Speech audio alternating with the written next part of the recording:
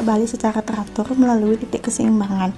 Dalam konsep getaran, terdapat beberapa besaran penting. Yang pertama itu ada amplitudo. Amplitudo adalah simpangan maksimum dari titik keseimbangan yang menunjukkan seberapa jauh benda bergetar dari posisi diamnya.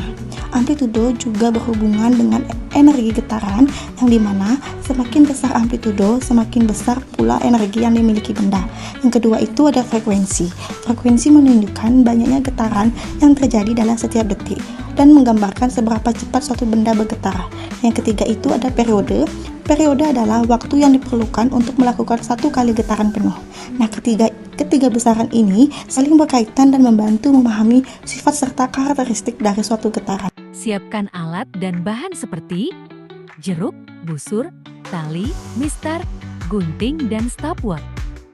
Ikat jeruk pada tali.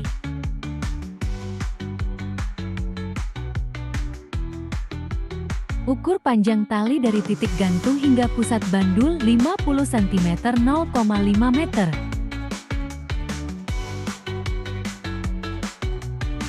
Gantungkan bandul pada pengait.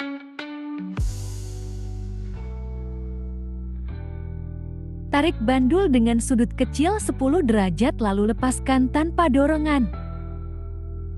Gunakan stopwatch untuk mengukur waktu 10 getaran.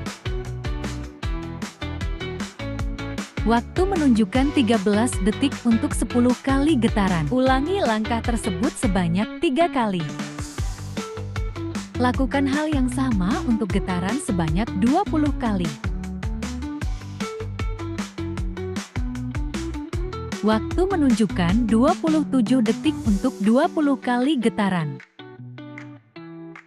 Ukur panjang tali dari titik gantung hingga pusat bandul 100 cm 1,0 meter. Tarik tali bandul hingga di 10 derajat. Tarik bandul dengan sudut kecil 10 derajat lalu lepaskan tanpa dorongan. Waktu menunjukkan 19 detik untuk 10 kali getaran. Lakukan hal yang sama pada bandul dengan gerakan 20 kali.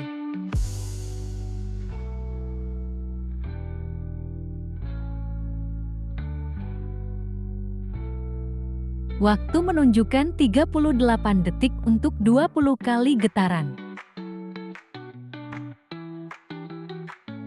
Panjang tali 0,5 meter.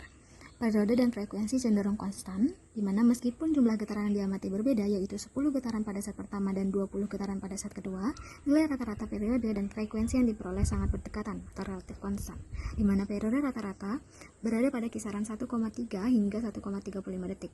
Lalu frekuensi rata-rata berada pada kisaran 0,75 hingga 0,76 Hz.